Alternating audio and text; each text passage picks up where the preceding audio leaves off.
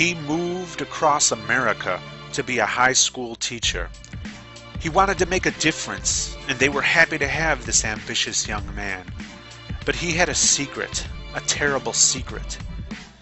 It was a depressed area, a land of little hope in this life, but a world of hope for the next. Modern ruins, these people's homes, dilapidated and derelict, were contrasted by the churches next door, pristine and painstakingly preserved. But this young teacher was no stranger to hardship. The students there are very rough, drug dealers and delinquents. He wanted something better for them. He wanted them to learn, and sacrificed his free time to tutor hopeless cases. And it was a thankless job, with long hours and little pay. Yet he was making a difference. He was a savior. But suddenly, his world changed. One of his students recognized him on the World Wide Web, on YouTube. This man, this teacher, went online and had the audacity to speak of the possibility that God didn't exist. He made videos about theology and atheism in the privacy of his home, separate from his class, and forced those videos upon nobody. And those videos were watched by nobody except those who chose of their own volition to watch them. And watch them they did. They were good videos filled with logic not easily dismissed by theists. He was always civil and enjoyed the discussions that he evoked. How dare he? News of his presence online spread through his school like a rampant infection. He was ridiculed. They shouted prayers and insulted him. They vandalized his classroom. They drew on the chalkboard, telling him to go back where he came from, surrounding the words with crosses. And they didn't use chalk. They used marker so that it couldn't be erased. And some of the students asked him if it was true, but they couldn't bring themselves to say that damning word, atheist. And on the day before, they greeted him with a nod and a smile, but now they shake their heads and scoff as he says hello. They gawk at him as they would an alien creature in a glass cage.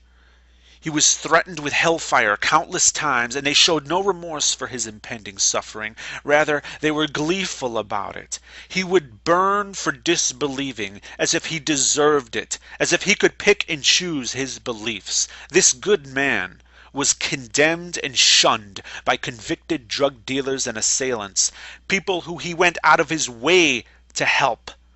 People who knew on the previous day that this man was one of the good teachers.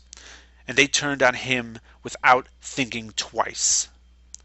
And his fellow teachers confronted him, as students gossiped about him in their classes as well. He was told to get rid of his YouTube channel before the administration had a chance to investigate, or he'd certainly lose his job.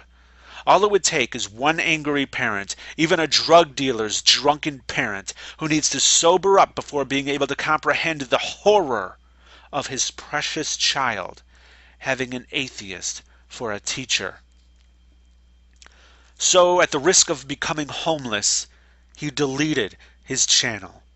In a microsecond, he lost his connection with thousands of friends. In a microsecond, he was cut off and alone in a place that hated him. In a microsecond, excellent, insightful arguments against theism, arguments we could all use, were wiped out. They won. They stopped him, but only for a microsecond. Here and now, we have the power to make his voice louder than they ever feared it could be. The power to make their bigotry backfire in ways they didn't imagine. They, of all people, should have known about martyrdom. He can no longer show his face, but he still has a voice and he has the drive to use it. Subscribe to him, learn from him, use his arguments. Make this video viral, make his voice loud. He is now called Grappling Ignorance.